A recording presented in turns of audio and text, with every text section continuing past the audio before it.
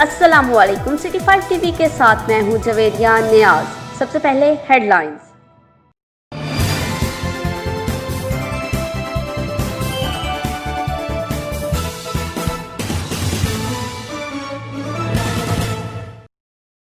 चोरों और डाकुओं ने गढ़ फतेह शाह के शहरियों का जीना महाल कर दिया। आए रोज की वारदातों से शहरी परेशान।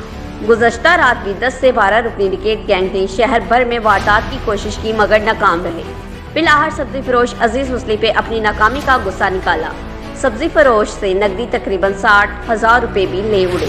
अजीज के शोर शराबे पे शहरियों ने 3 दरिंदों को पकड़कर थानागढ़ पुलिस के हवाले कर दिया।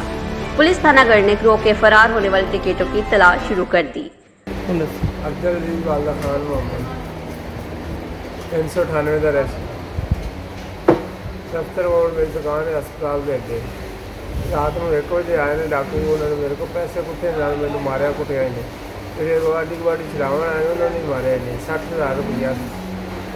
उसके बाद मैं थाने गया थाने जरा ना। खबरों से बाखबर रहने के लिए हमारा पेज जरूर लाइक करें। सवेरिया न्याज़ को दीजिए इजाजत। अल्लाह निगहबान।